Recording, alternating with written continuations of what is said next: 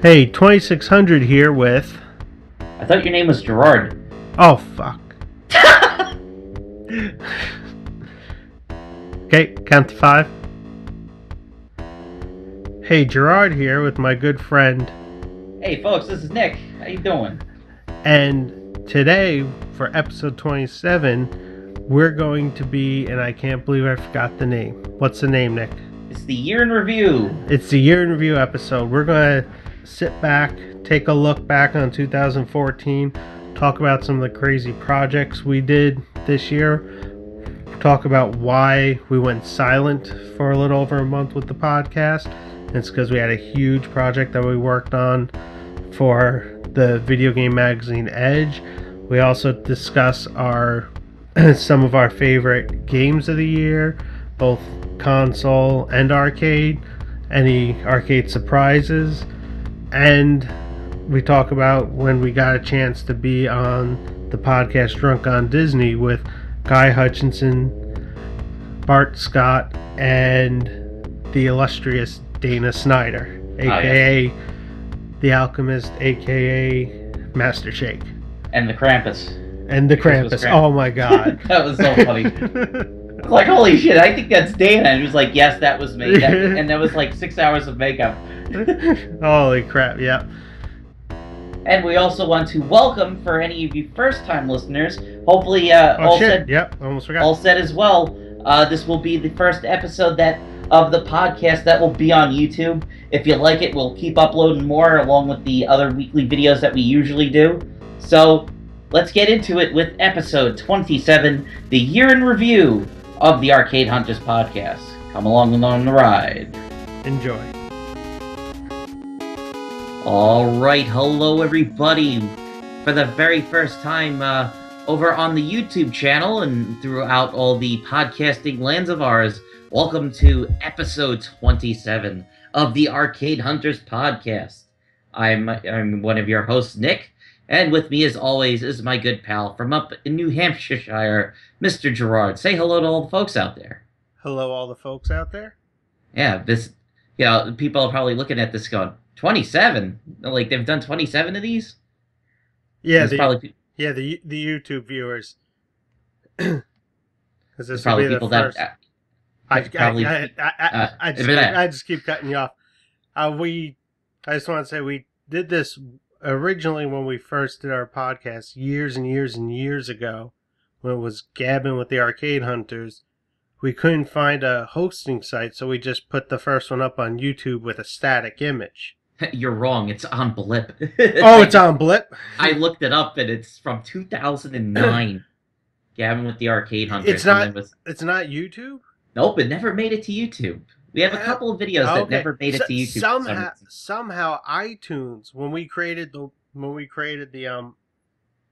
I actually took the time and did the correct way to do a podcast when we started this so that we could do it right, it grabbed Gabbing with the Arcade Hunters and put it under our iTunes podcast listing as a video podcast.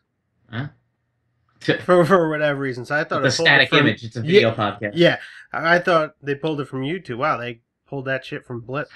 Anyway, I watch a lot of the guys from the OSW wrestling podcast, and those guys do a video podcast where they'll review an old WrestleMania and stuff like that.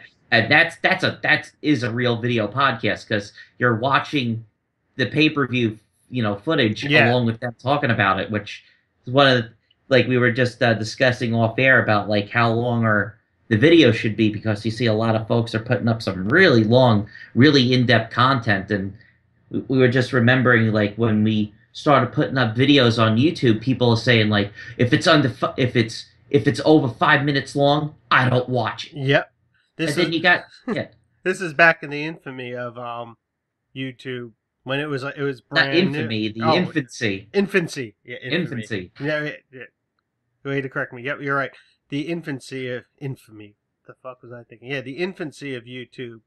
When, it's such strict limits for how long the videos could be, and the average length was under 10 minutes, around 10 or a little less, even around when James Ralph was doing his first Angry Video Game Nerd videos, they were all around under 10 minutes, like that 8-minute mark. And when we were doing two-parters, we were doing a legit show, like the first Arcade Hunters show, that it's like a 30-minute show, and people are like, I'm not going to watch that for 30 minutes. Yeah, No, and we were splitting it up so we got more views. That was what one person said. Yeah, and it was... I was just like, no, we just filmed Andy the first time, and that whole introduction of he goes through every game and explains it all. That was like 45 minutes, and just him doing it. And we had I was like, no, this is awesome. Keep going, keep going. And we had to split up into 3 parts, like 10-minute chunks, because YouTube had the restriction for how long it could be. And you'd see the views would be high for us on the first video, a little lower for the second part, and then extremely low for the third part. And everyone, I mean, we were at conventions and they're telling us, if it's, like you said, if it's over 5 minutes, I don't watch it. Mm-hmm. I don't have the time. That was one of those video things that we were on, and like, oh my God, that man was just so wrong. It's like you look at the #1 channel on YouTube. Who is it? It's Mr. PewDiePie, and it's just hours and hours of just gameplay and commentary, and you're telling that guy, like, yeah, it's not gonna work. It's too long. It seems that the whole YouTube phenomenon getting popular with that, it's just it's a game of craps. You never know what's going to hit and what's going to stick. You see some stuff that's really popular, and the first thing that crosses your mind is, are you kidding me? It looks like a 13-year-old just yelling in front of a camera. Yep. And it has 1 million views. And South Park completely did it with their thing. I don't know if you got to see it. I did not. Oh God, you have to see it. They're calling everybody grandpas and stuff like that. Is it from this season? Oh yeah, it was the ended the season was a 2-part episode. Okay, really good. I'll have to watch it on Hulu. They got PewDiePie to do it, which was funny. Well, they had him do Stick of Truth when that game came out this year, so that's cool. It seemed fitting that he was in the show. It's actually him. It's not like they animated him. They just bring him in. Like, we need him. It's like, who's coming? I was like, oh shit. So the whole point of this whole ramble is just, we're going to, because we have a lot of YouTube fans that don't know about the podcast and the site, we're going to add it to YouTube. It won't, as kind of a video podcast, I guess. It would have the picture for the podcast, because we usually do a cover picture for the site. Then maybe we'll have a couple other images and stuff thrown in there. But that way, it's just putting it on another area, so it's not just iTunes and not just on our website. It's also on the YouTube channel.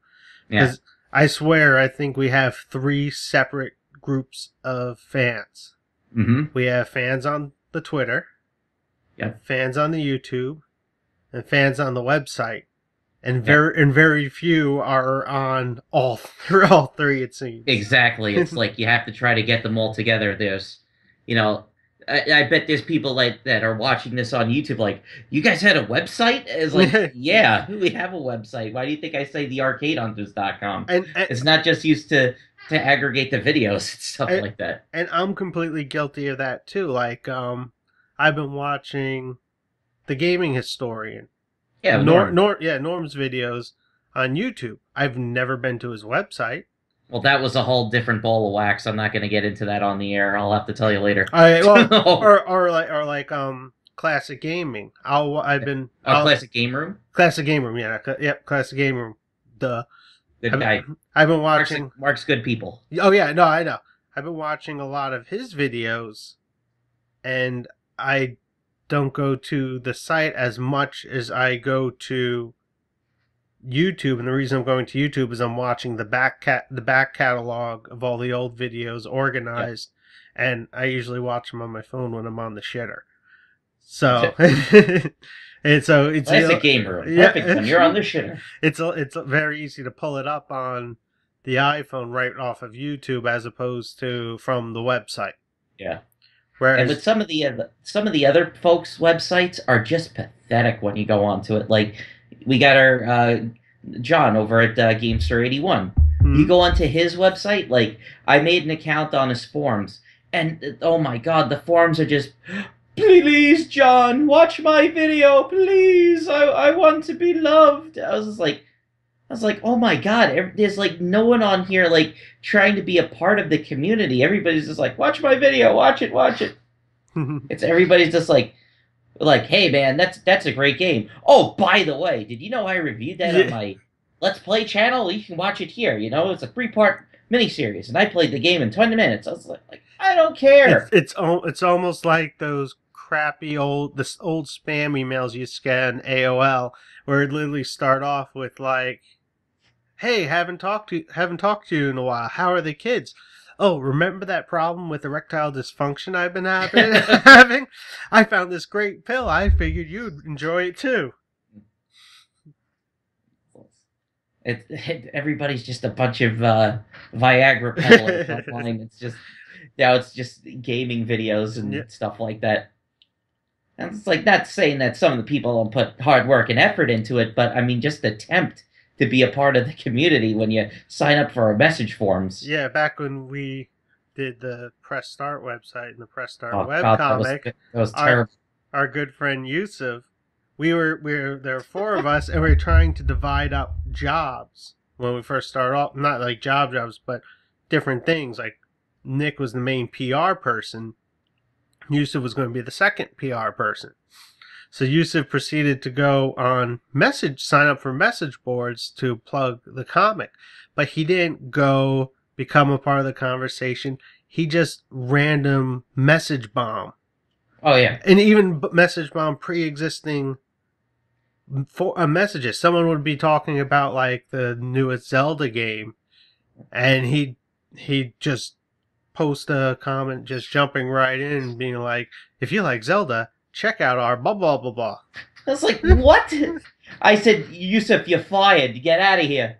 Like, I sound like Donald Trump there for a second. You're fired. I was just like, that's not how you do it. I was just like, you want to get us kicked off of NeoGAF and friggin' Giant Bomb and Destructoid and all these other gaming sites like that? It's that, it's like, but I'm promoting the site and I'm telling the people to come there. I said, no, you're bombing them. That's not what you do. That's not how you do it.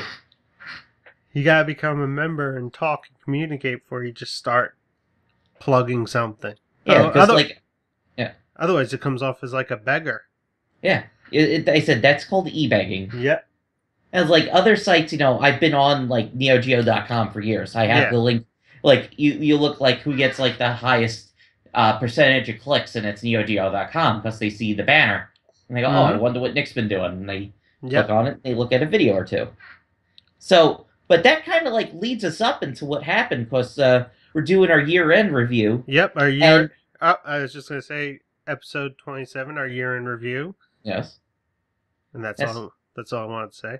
There you go. I had to get the name in there, so when I go back and I completely forget what the hell the title is, I can listen, and usually I listen for the first 10 minutes and the name is said, and that covers it. Well, we always do the other beginning, the other intro, so that was what we were going to say. It was like 2 weeks ago. But anyway, so speaking of more stuff with the social media and all the other stuff, you know, we have the Facebook page.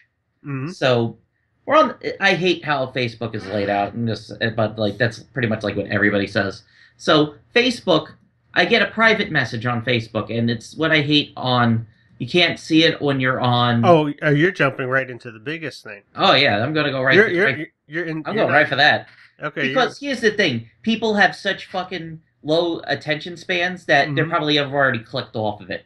So I'm gonna give them the biggest, juiciest nugget, and everything else will just, you know, be the side dish on the side. So, what was it, around September or so? I think like the end of September. Around the end of September, I get a private message from a man named Tony Mott. And he's saying how he's watched our videos, he's a big fan, and if I could get into contact with him. So I contact the guy, tell him, yeah, I'm Nick from the Arcade Hunters. I said, what's going on? So he contacts me back, says he is one of the editors of Edge magazine out in the UK. I was just like, Yeah, I know Edge. Holy shit! Like, why the hell are you contacting me? So he tells me, hey, we were thinking about doing an article on arcade gaming and pinball collectors. And we wanted to know if you would be interested in doing the article. And we're going to have it published in the magazine and also on their online version of the magazine. So, like, if you're on your iPad and stuff like that, if you do what Gerard does and you read it on the can. The digital version. The digital version. So, Gerard and I teamed up and we got together and we got some. All right, just want to jump. So, originally, Tony approached us saying he has this idea for an article for an article in Edge magazine. He wanted to see what we thought, if we could possibly contribute. It was mainly contribute by doing interviews, and the idea kind of got bounced back and forth between us. The initial idea was to interview just people who collect arcade games. And then we put our heads together and we're sitting here thinking, Nick and I were like, yeah, we know plenty of people that we can do that with. But wouldn't it be cool to also include some other people, like include someone who has a web presence and a strong YouTube presence, also even has a public access show and a podcast, and that was John. And then John's Arcade. Yep, from John's Arcade. And then we thought, and Video Game Outsiders podcast, and then it's like, well, why don't we bring in FunSpot and Gary? Why don't we try to figure a way out to get ACAM even more publicity and actually get a chance to have a sit-down interview with Gary about ACAM, include an arcade museum in it. And when we mentioned those ideas to Tony, he was loving it, and we eventually came up with a list of, I believe, 5 people to interview, and each person that we came up with the list, on the list, had something different that they were into and that they brought. So it wasn't just 5 people who collected classic arcade games. Yeah. Each person had a different focus in their collection and a different style. Yeah, so it all kind of just like rolled down from there. I mean, you should have seen the list that we had, and there was a lot of people that we wanted to kind of keep it local, and we just did East Coast collectors. Yep. You know, I had said to him that, you know, I was going to be going out to Las Vegas, and I was going to go to the Pinball Hall of Fame, and I could actually, you know, I was going to be spending 3 days there. If I could get in touch with Tim Arnold. And he was like, no, we'd have to have it sooner. Yeah. I was just like, oh crap. It was like, so we couldn't get Tim Arnold, and we were also trying to get the guys from Papa with the Replay FX Expo that they're doing, and they're getting ready to do, because, you know, they've been buying up more games, so they're going to even have more stuff. So, you know, why not ask the guy that runs the biggest pinball convention and championship in the world? Why wouldn't you ask them? You know, we obviously went right to John because, you know, as you said, you know, he's got the presence, and you don't have to watch his videos for more than 5 minutes to know that what he's passionate about. Exactly. And we were doing we were doing some of the interviews over Skype, and he was just like, how are we going to use all this? Keep going. We'll take the long form answers. And it's really cool, like, when you sat down and we actually got to talk to him, you know, more in depth. Like, I would only get to talk to him, like, for a couple minutes here and there at FunSpot. And, you know, I listened to the podcast once in a while. But, you know, actually sitting down, like, you know, seeing this, like, what started him into it was really cool. Yep. What got him into arcade games, his first experience that he remembers playing arcade games, and then how his collection has grown and how he started. He told us how, like, it was after King of Kong, the first machine he bought was a Donkey Kong machine that he... Don't get too much into it. Not too much info. And that he overpaid. He bought it off eBay and basically just extremely overpaid for it. the monitor wasn't attached correctly, and I think when he took it out of the van, the monitor fell out, and it was just a nightmare. But since then, he started getting into not just collecting, but actually maintaining and working. And he has a lot of videos that are a lot of tutorial videos and how-to videos showing how to install monitors and cap kits and all that stuff. Yeah, I doubt there's many of our subscribers on YouTube that don't know about John. Yeah. Which is, if you don't, where the hell are you? Like that. Go look at his videos. I mean, just like the whole thing of him restoring the journey. I mean, we got guys like Todd Tuckey where you'll see it in the background, and then the next video it's done. No, this is a step-by-step guide of everything you need to know and what also not to know, but not to do. And he said that, he goes, oh, I've had that plenty of times. So we had John, and then we got Gary from ACAM. And I got it, yeah.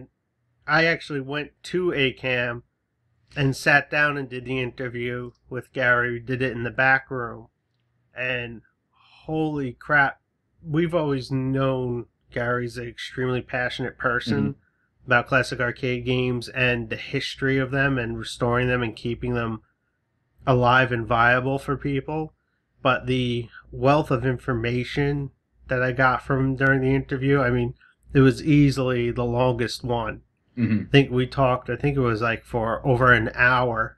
Yeah. And just the amount, he was showing me some crazy stuff from Ralph Baer that got donated to ACAM. This crazy, it's like a motion sensor toy using the Nintendo system in Duck Hunt, where you throw Nerf balls at the TV screen, little Nerf balls at the TV screen trying to hit the ducks, and it would register it as a hit as if you shot them with a gun. And this was done, I think it was like 92, some type of early 90s when he came up with this prototype, way before the Wii or anything was even a dream, and it worked well. And Gary was also talking about how ACAM started doing they started going down the educational route. They've had universities come and for kids who are going to school for gaming and play some of the old games and learn about what makes them work and the history. They've even had they've put on some things for kind of like, it was kind of like for troubled kids or like troubled youth, where trying to get them into something more positive, like repairing games, electronics, that sort of thing. It was just insane to see, because most people, when they think of Fun Spot, they just think it's Fun Spot.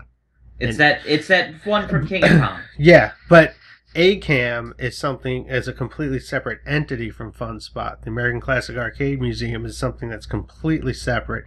It's in the same building, but it's its own beast.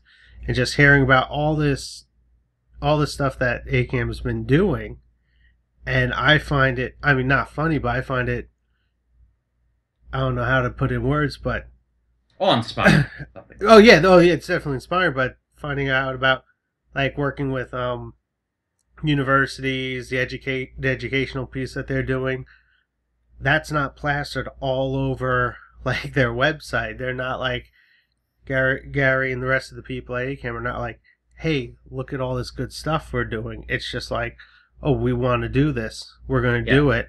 I mean, I had no idea they'll post a photo of it once in a while. You know, when they had the whole thing with the engineering students came up, they had a couple of photos of that, which was, I think, thank goodness they were able to get that stuff when they did, because it was only like a month or two later that Ralph, unfortunately passed on. Well, that's what was crazy. I was when the microphone was off, I was talking to Gary about Ralph, and he was telling me how, and Nick and I both met Ralph. I was actually talking to Gary about Ralph's book that I have autographed, and how it's so dense with information. For me, it's taken me a few times to make it through the whole book. Yeah, it's huge. It's just an insane wealth of information, talking about how, and the interview was done in October, talking about how Ralph still tinkers in his room, in his office, and he's still, even up until the last time Gary saw him, he was still always tinkering or working on something. Yep. Always It's doing always something. always the constant inventor. Mm-hmm. And then it's just a shame that when I don't want to wish ill on anybody, but like whenever it's Nolan Bushnell's time, he's gonna have a bigger thing like, oh, the father video game, and like, Yeah, exactly. no, he seemed kind of like, when they ever had interviews with him, it's like, yeah, he'll always get the thing. And even that garbage video game movie that was on Netflix, I mean, they barely even like showed a photo of him, and then That's insane. they just start gushing over him, over Nolan Bushnell. It was like, hello, like Magnavox Odyssey, you know Lawsuit, lawsuit, brown box. they lost. Like, hello, excuse me. But so we got Gary, and we got John. So we were looking who else we could get. And as like Gerard was saying, we had everybody that had different speciality. We had John, who's really into collecting stuff from his childhood, wanting to build up and learning how to fix everything. We have Gary at 8cam that's doing tremendous things with education and just trying to bring these games to that the public can come in and play these. These are not of all the places that we did, Mhm. all these people. They're the only place that someone that's reading this article can actually go and visit. Yep. They can't go to John's game room unless it's during one of the meetups that he does. But Mhm. he's not going to have like all of his YouTube subscribers say, "Oh, come on in my basement." Like that, we'll all play games. Yep, and it's a non-profit Yeah, museum. exactly. So we looked, as they say, close to home, Mhm. because we had I had, Well, well, the other two guys that were gonna A, the other two guys were I was gonna going to say ACAM for me is close to home. well, On your side, no, I'm talking in the family of the Arcade oh, Hunters okay. family. There we Oh, go. okay, yeah. You know who I'm. I thought I I hate. thought I thought you were talking distance. No, I'm talking in the Arcade Hunter family. I'm sorry. Mhm. That's kind of like what he does with the videos, where we're kind of like, come on, is our good friend Sergeant Jamma, Mr. Yep. Pedro. So the thing with Pedro is, when Pedro's a service member, he was in the army, and when he got back, he started getting into the Neo Geo collecting hobby and stuff Mhm. like that. So his speciality is the Japanese arcade gaming Yep. side of things. So he's And got collecting candy cabinets. yeah, he's got about 5 candy cabinets, along with just a ton of the boards Mhm. and the Neo Geo MVS stuff, and he's got the a JAMA-enabled Dreamcast, so he can Mhm. play any of the Dreamcast games on one of the monitors and stuff like that. And I didn't know that he did it to his Genesis. He has a JAMA Genesis that he has hooked up into his Capcom Mini Cute. Which, if some folks out there that don't know candy cabs, just look up Capcom Mini Cute. It's exactly what it says. It's a very tiny little cabinet, but it's also very deceiving because it's pretty heavy. That Pedro was telling me, like when you move it Oh around. yeah. And he put one of the all-time like hardest to get shooters in there, Musha. And which is really cool is he actually came up with like his own mini marquee for Musha, Mhm. and it looks like if that game came out in the arcade, it looks really good, really professional looking. And he's got it set up on the Drama uh, Genesis so he can play Musha. And I did the interview with him talking about how he got back into it and all the Mhm. other stuff. Really cool. And what's cool about his collection, each one of the candy cabinets he has is different. Mm-hmm. It's almost like each one has its own story as to why he got that particular one. It wasn't just this came up for sale in my area, so I bought it. It was I wanted this one. I wanted Mm-hmm. to track down this one for this reason. I want to get this one for this reason. Yeah, because you get a lot of people like once you say like I know some people automatically went like that when we said Japanese Japanese, arcade. yeah. Like, like he said that before. Like he's gone to some gamer meetups, and they still ask him like, "Well, what are you into?" It's like, "Oh, like Japanese arcade games," and they're like, "Ugh." Like, there's certain people like after the games went to JAMA, Mhm. they're not arcade games anymore, because I do see some of the point people love the idea of having a collectible game where it's very unique, size. Like there's a Pac-Man and then there's, a candy cabinet because Mm-hmm. like a lot of people just didn't like the uniform look to them. But no, he's got like the first um, Neo Geo cabinet. He's got a Capcom. He's got a Konami. He's got was it Hyper Neo He's got the Hyper Neo. candy? Yeah, he's got the Konami Windy. Yep. Um, No, he doesn't have a Wendy. oh yeah, he got rid of the Windy. Yeah, I bought it off of him. He has the Sega one, right? He does have a Sega. He has it. Yeah, he has. Has Astro City. I think he has a new Astro City. Yeah, he has a new Astro City. He has what's the Namco one? I think he might have just sold it, but at the time he had it. What's the Namco? Is it like Excelsior or something like that? Yeah, something like that. And then the Capcom Mini Cube that he had. So he had a candy cabinet from a different company: Sega, Konami, Capcom, and SNK, and Namco. So he's had them. They run the gambit. And you're talking original boards like DJ Boy and stuff like that. He keeps the American marquee for DJ Boy up on top of the cabinet. Yeah. Then he has some cave shmups. Like what's it? Ibara. Yeah. No, you have to say it. You have to say it like the announcer says. Ibara and Esperade, which I know I'm butchering. I'm adding a Mexican accent. No, it is Esperade. Oh, okay, it is. Sure, that's how a lot of folks say it. I still like Mushihime-sama. Yep. Mushihime-sama Futarai. The Insect Princess together. But the Black Label's my favorite, but good luck getting that at a reasonable price. It's like 300 of those or something. Then we go really close to Nick's home, and Nick pulled some people from the local arcade club. Yeah, the Long Island Arcade Club. And some of the people that Nick pulled were ones that were more into pinball. Yeah. And I'll let you talk about those. Well, the first one I pulled obviously was the guy that started all, was my friend Brandon Bailey. We ended up meeting him at the first Kong Off. And, I don't know why he didn't get in touch with him, and I'm such an asshole for not getting in touch with him. Because, oh my God, you do this all the time. And I don't know if I've talked about the arcade club. If I didn't, this is the first time. It's just, we set a thing up on Meetup, and we just basically do meetups once a month. And Brendan is a graphic designer, so he does a lot of work for this company. It's called Generations Beyond, and they do website design and stuff like that. Like they designed the New York Islanders homepage was designed by them, and they do a bunch of other sites. That's cool.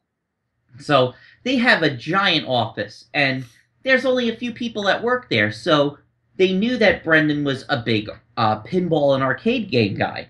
And he said, hey, if you ever wanted to bring some of your overflow here, you could bring it to the shop. We could play it while we're on break and stuff. Like while we have lunch, we can have a pinball tournament.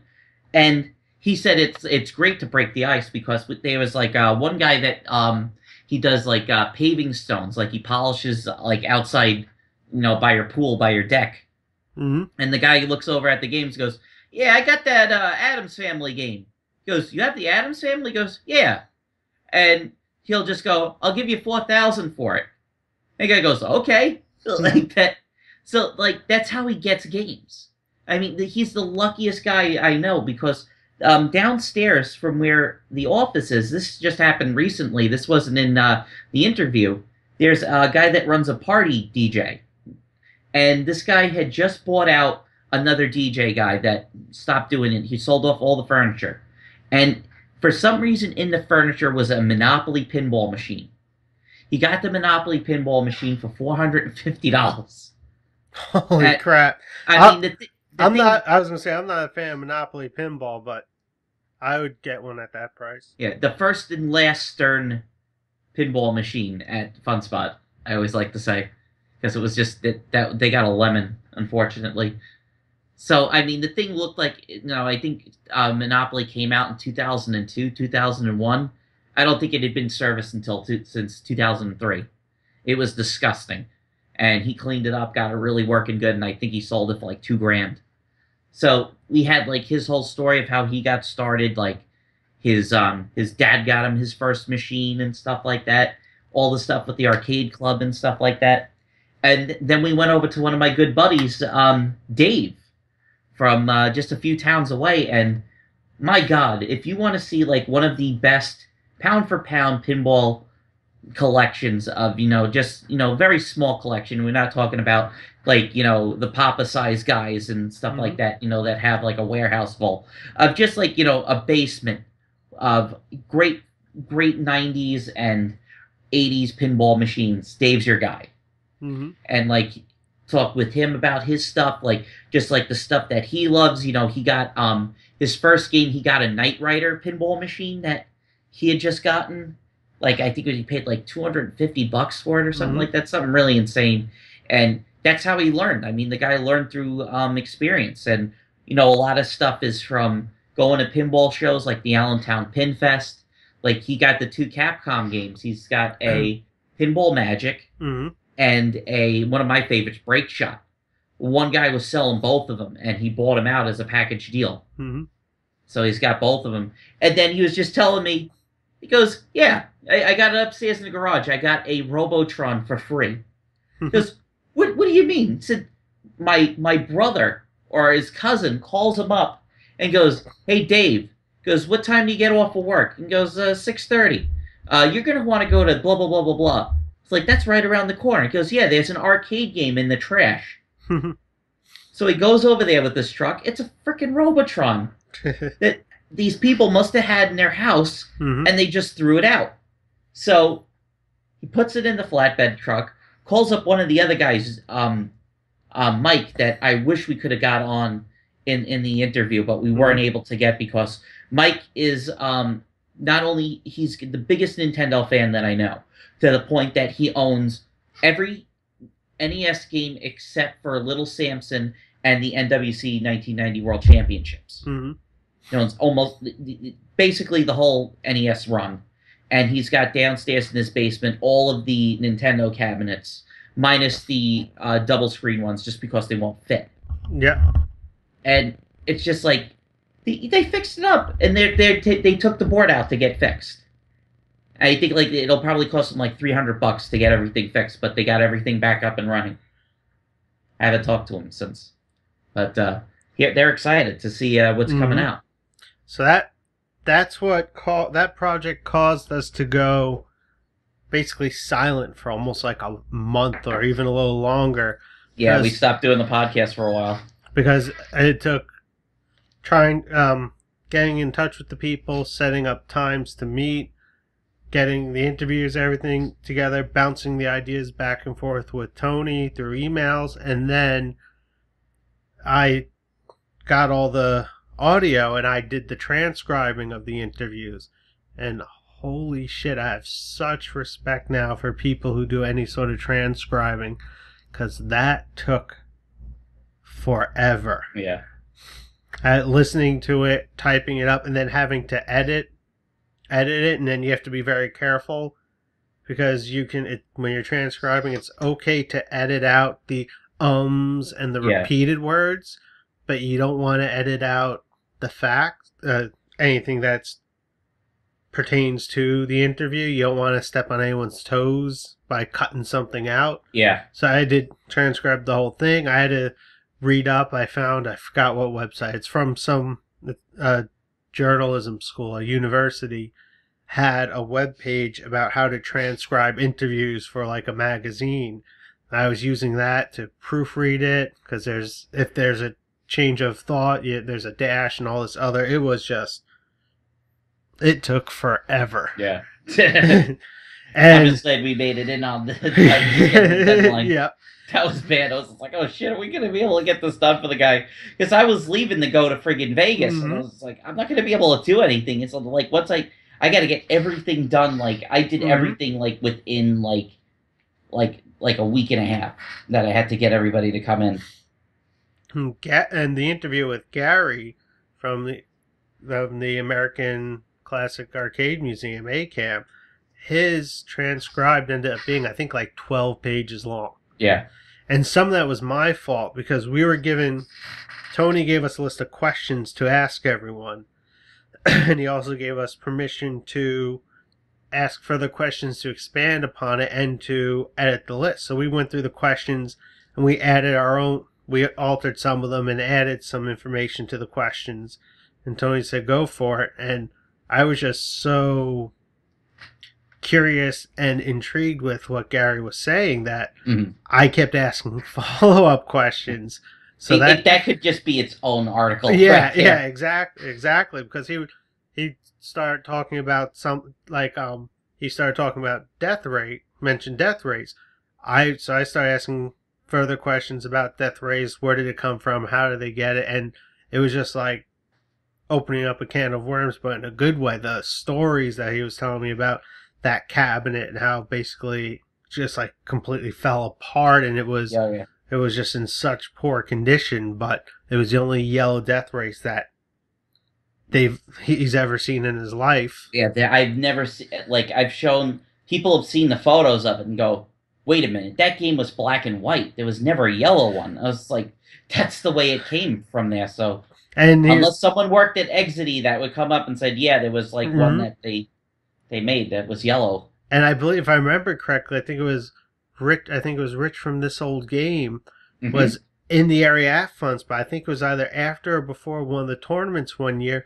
He was in the back doing the silk screening for them because they need to get the side art, and no one had side art. And there was, I think, one person in Florida who said, I think it was that said, if you send me, like, I think Rich said I can make a screen print for the art, for the side art. I just need a good high quality scan. I have a high quality scan of it.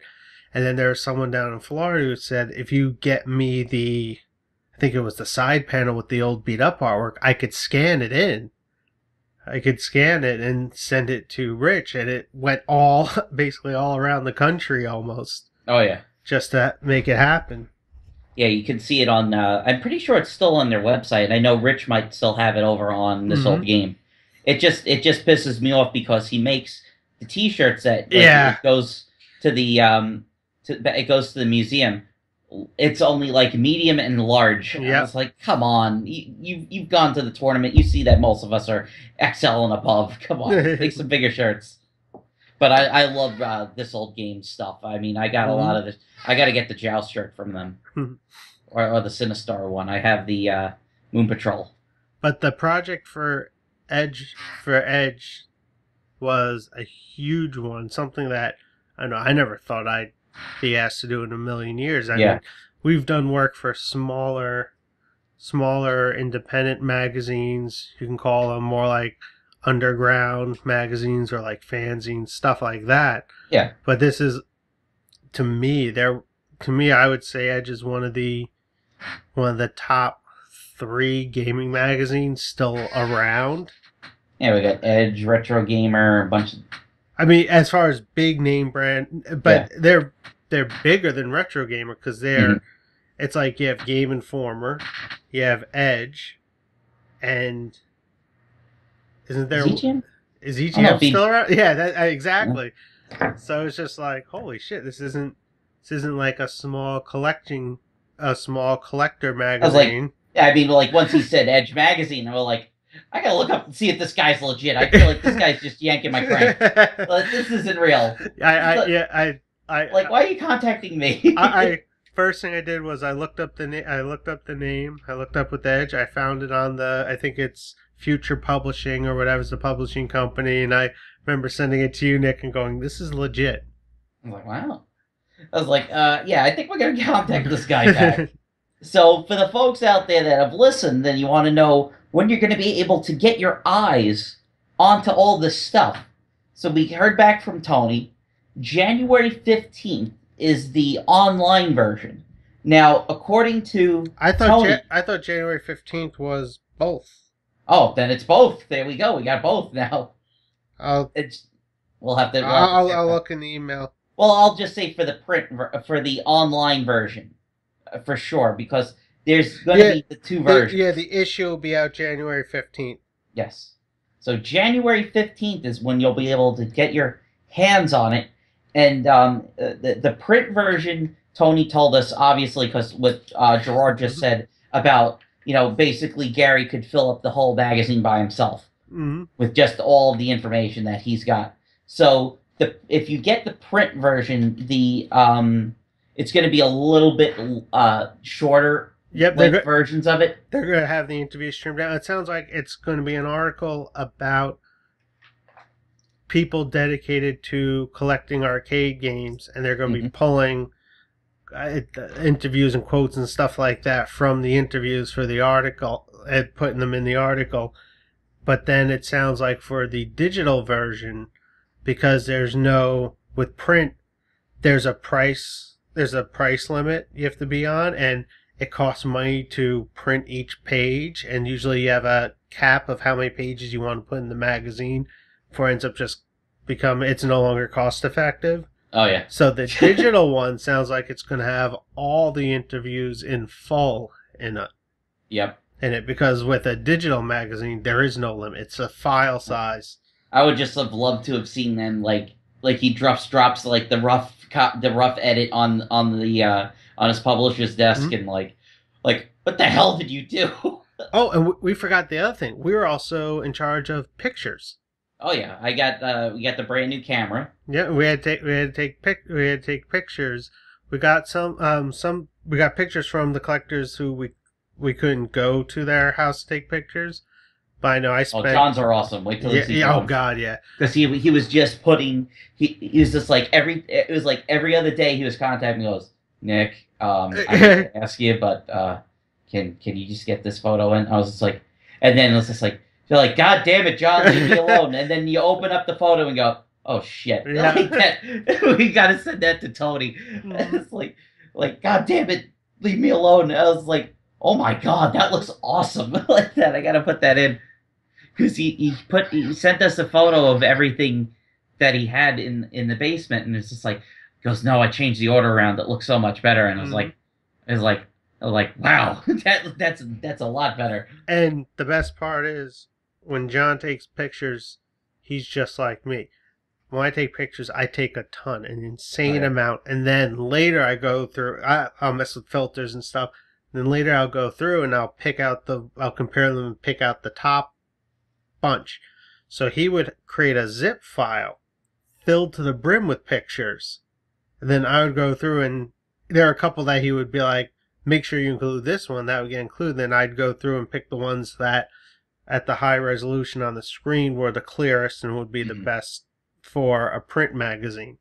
So that was the other thing. They have to be as clear as we can get them for a print magazine, and I don't think any one of us were using a DSLR type camera.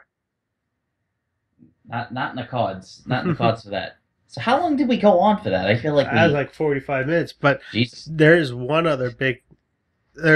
least one other big thing I'd like to discuss that happened to us. I'll hit it. And this is what I was going to lead with and end with Edge. But there's another podcast that I started listening to about a year ago, and then told Nick about it, and he started listening to, and that's Drunk on Disney. Yep. With Guy Hutchinson, Bart Scott, and Dana Snyder. Yep. And we were talking about, we did our podcast about the Disney arcades, and we were communicating with them back and forth through Twitter and stuff like that. And of all the people, Dana Snyder contacted us on Twitter and said, we have to have you guys on the show.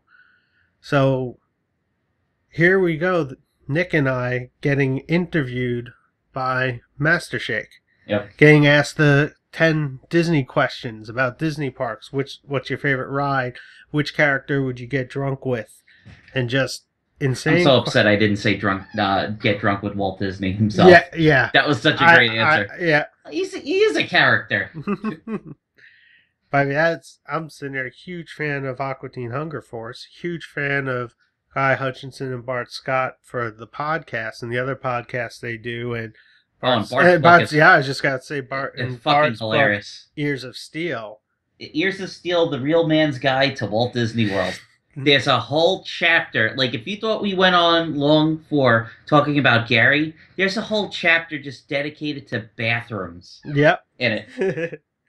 And there's I think breakfast. I don't think breakfast is. It's just dinner, and also the rides. He's got a whole section on, and there's the bathroom part. I was like, there's a whole section on bathrooms in this. Like, anytime you show that to somebody, he goes, "That's fucking awesome." But it was just crazy to think that. I know I'm a huge Aqua Teen Hunger Force fan, huge Venture Brothers fan. I know Nick is as well, and to have the Alchemist is talking to me. Have not just talking to you, have the Alchemist contact us and be like, hey, we think you guys are pretty funny. We want to ask you our Disney questions. It's like, really? Look, why do you want to deal with some schlub from Long Island? What are you doing? So that basically came about because of the podcast. That was another huge highlight for this past year. So, speaking of, we are, I guess you'd call it a gaming podcast. What were some of your games of 2014? I know it was very few and far between with this year. And it doesn't have to be something that came out this year. Even Thank God. I'm sitting here thinking, I don't think I played... Other than Smash Brothers and Mario Kart. Oh, no, I was going to say, I don't think I played any arcade games that came out in 2014. Yeah, I think the only one I can think of is Batman from Raw Thrills. I didn't even get a chance to play that because I don't have any Dave & Buster's up by me. Yeah, Batman and Allied Tank Attack and Alpine Racer, Super Alpine Racer.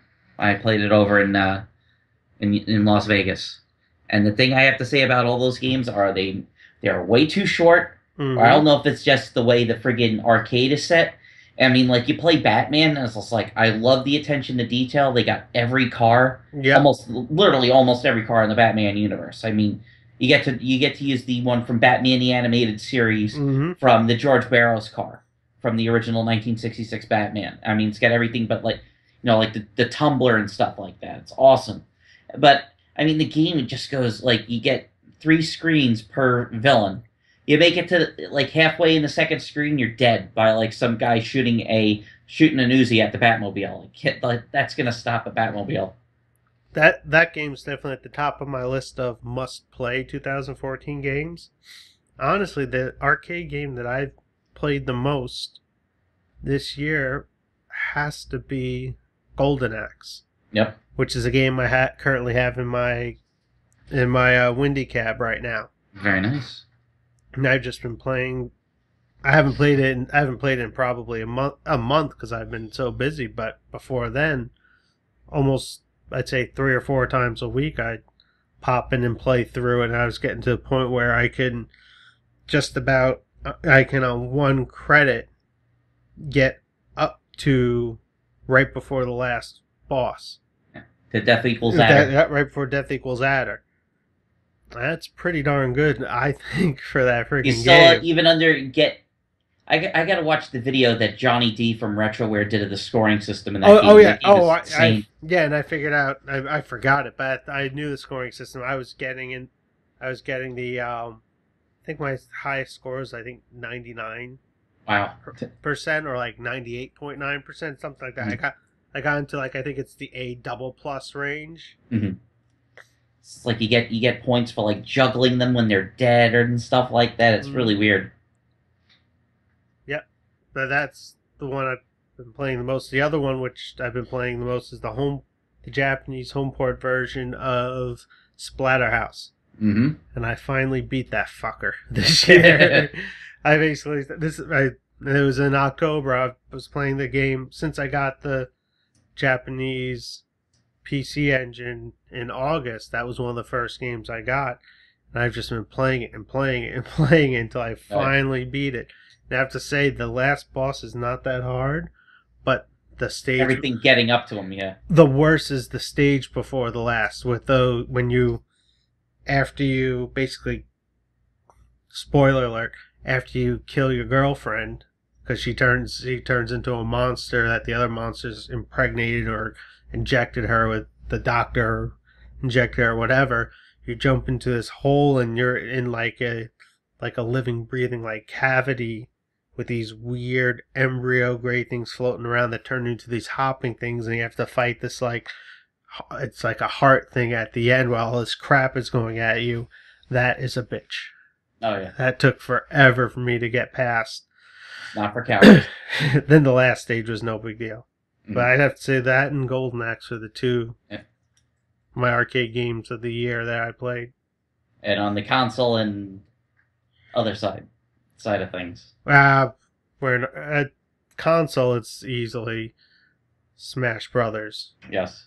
And I know there's going to be some groans. Disney Infinity 2.0 is a second.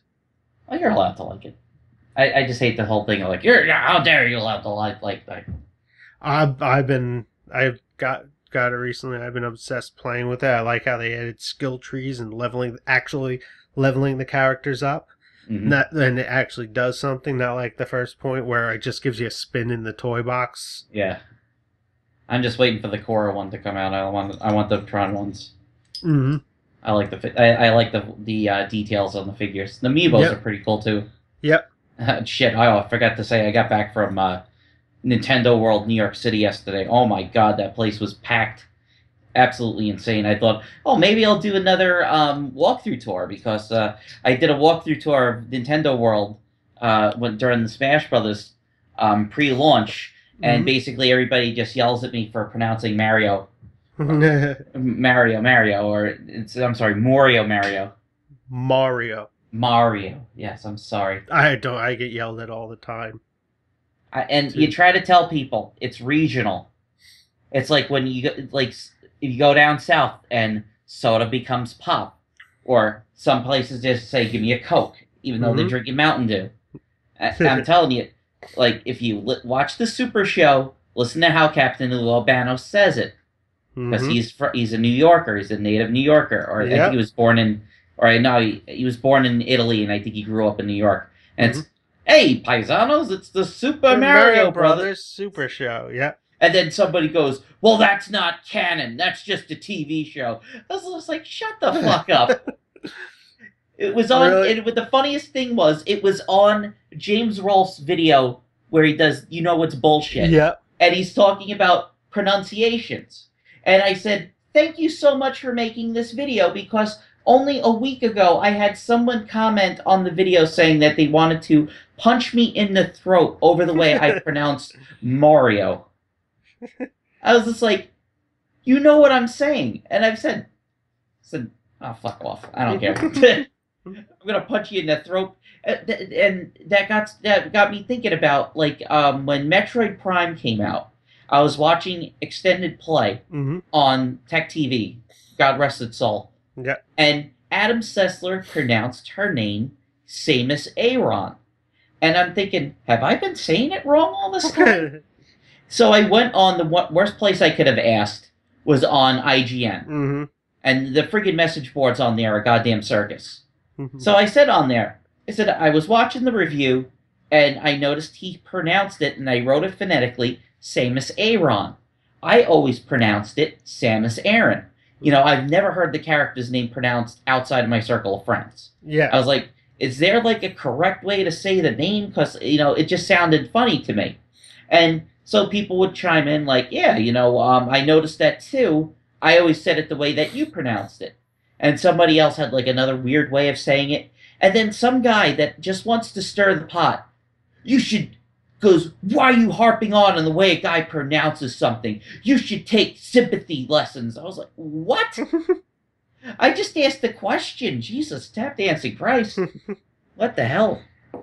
So, for me, like, I was looking into, I went on to Pinball News, and I'm looking up, like, what would be Nick's pinball game of the year for 2014? Because when I think about it, there was only 3 new release pinball machines in 2014. Everything else is coming out in 2015. And basically, we had Mustang that came out in February. Yep. Then Walking Dead came out in October. That was it. And then about like April or May, the guys from Spooky Pinball had the America's Most Haunted. So technically, 3 pinball machines, 2 wide, one one regular, and Stern's just been cranking out the 2013 games. They've been cranking out Metallica, cranking out Star Trek, and now they got the Iron Man Vault Edition, still producing at AC/DC, and now they're going to be working on the Medieval Madness remake, and hopefully the Whiz Bang Wonelli Big Juicy Melons. And like, Full Throttle's not coming out till next year from Highway and stuff like that, and Hobbit's probably is a 2015 release now. No. It's definitely not. It's not going to come out in the next day to make it into 2014. I know. Hopefully, I know my answer. I think I'm going. This question just popped in my head. What do you think the biggest pinball news of 2014 was? What was the announcement that knocked your socks off? Well, probably seeing Big Lebowski in person, and then the ensuing shitstorm that happened after that. I really hope, as I said, I was saying before, you got to wish them the best. I really hope it comes out in 2015. I think that, if it comes out, it's going to shock the hell out of people. See, for me, that was up there, but honestly, the one that really knocked my socks off was the announcement of Melons. Yeah. Gonna have a full release of that. And not just that, an original concept. Yeah. It's not Stern made. It's not Stern made. They're just building it. Yeah. Oh, I know, but they're still building it. They're building it. It's not attached to a license.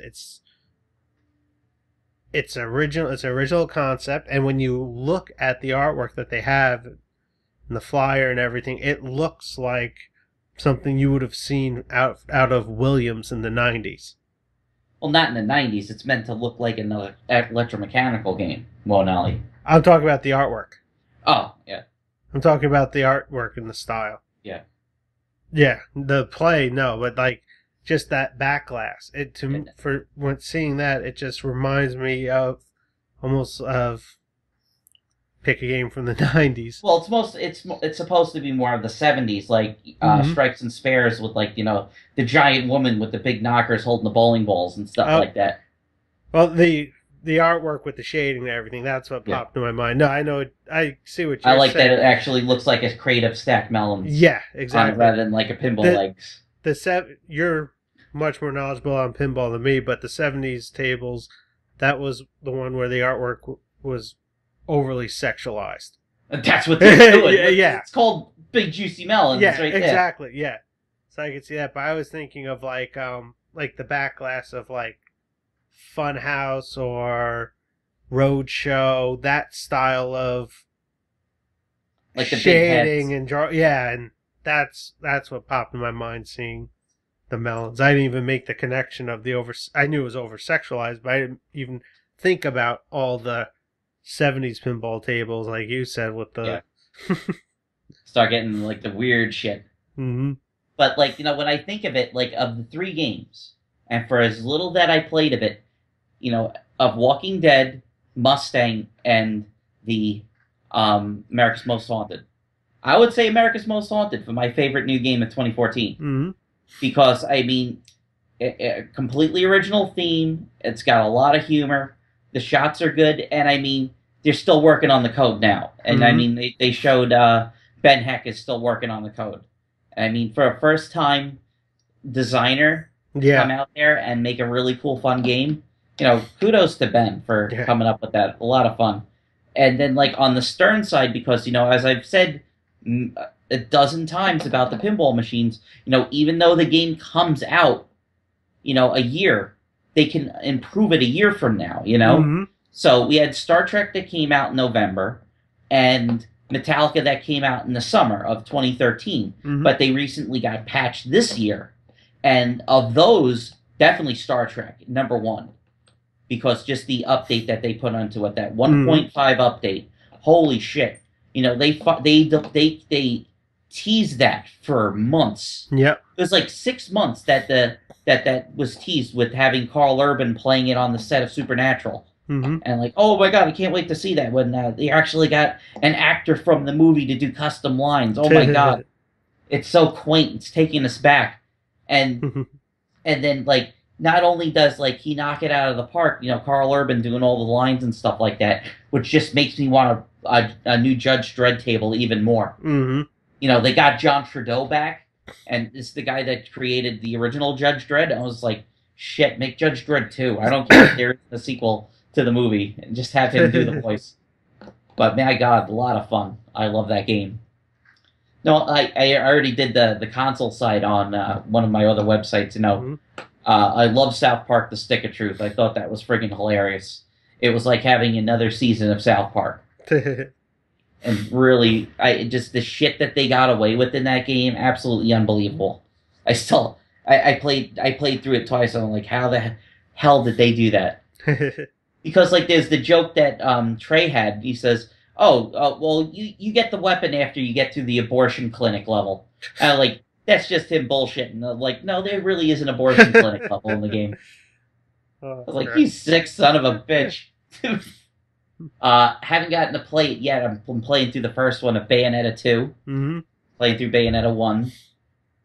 And like you, Mario Kart for me would be much higher on the list, especially with the DLC that's coming out, but the battle mode is just pathetic in that. Yeah. Come on, guys. we need, I mean, if they said, okay, we're going to do a third DLC pack, we're going to have a real battle mode with like 5 of the best battle mode tracks from previous games. Mm-hmm. That would get me, and we're going to have online stat tracking and stuff like that. That would get me back into it. Right there. That would be instantly game of 2015 for me. Mario Kart battle mode.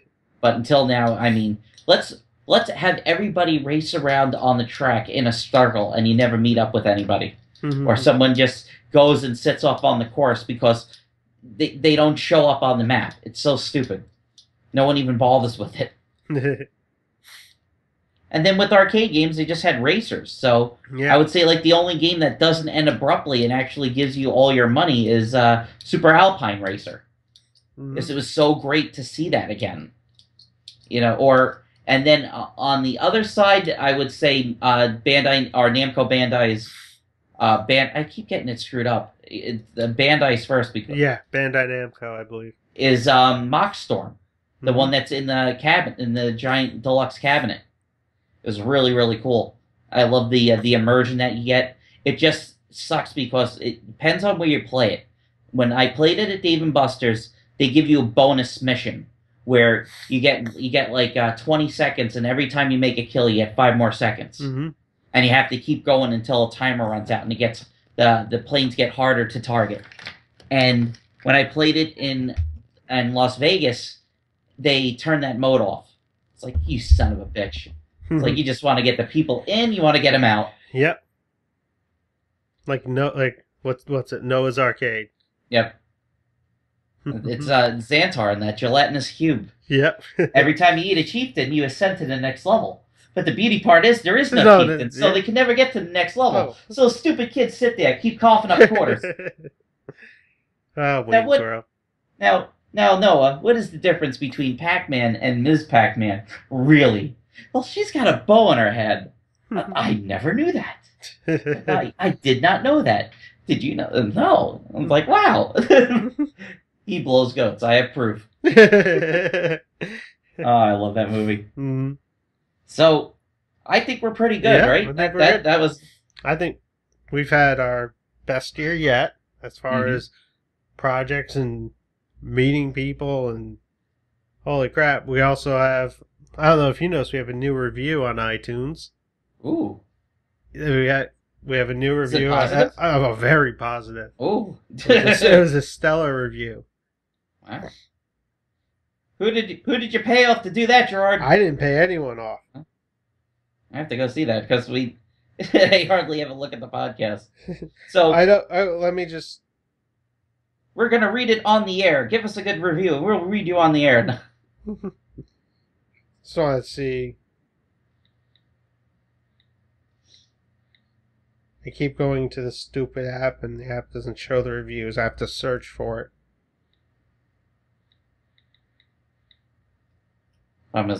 Here it is. I found it. Ethan Skylar. Keep it coming. December 15th. Oh, wow. Yep. So let's read it. From Ethan Skylar, December 15, 2014. Found this the other day, and I've been listening to it nonstop. Not only do I feel like I'm learning valuable information from your podcast, but you guys crack me up. Please keep making episodes and filming at arcades. Feels like a dying breed these days, so it's so refreshing to see people that are so passionate about arcades. Thank you, sir. Thank you very much. Holy crap, we got another review. And then the other one's Guy, because I said, I actually, like, jokingly put review for review, and he went, okay. Like that.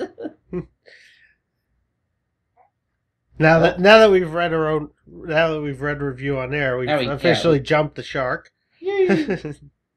So, let's close out, as always, by saying thank you very much for listening to us on the Arcade Hunters podcast. Hopefully it went up fine on YouTube. It's going to be a learning experience for us with it.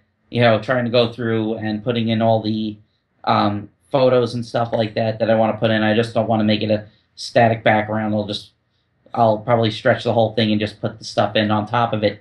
But as always, you know, you're listening to us on YouTube. You're listening to us on YouTube and iTunes. And YouTube? YouTube and iTunes. Give us a review. Also our website. TheArcadeHunters.com. Which you can listen to us through there too. And if you don't have an Apple device. If you're on... And I'm just going to keep cutting Nick off to piss him off. Well, you can do it. I do this all the time. Oh, I was just cutting you off just to piss you off. I gotta stop. Okay, I'll say. You can check us out on our website, thearcadehunters.com. You can check us out on the Twitter. You can check us out on the Facebook. You can check us out on the Instagram. I believe those are all under Arcade Hunters.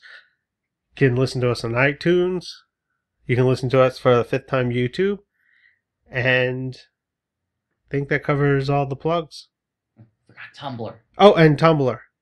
Tumblr just gets the hop over for that's why I forgot it. I hardly post anything original on Tumblr anymore. I don't even remember the password. I'm just automatically logged in through my phone. Going, okay.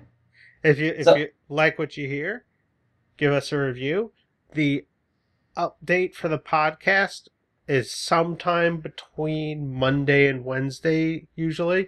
Depends on how hectic my day is, but it's usually almost always up by Wednesday of the month. What the fuck? Wednesday of the week.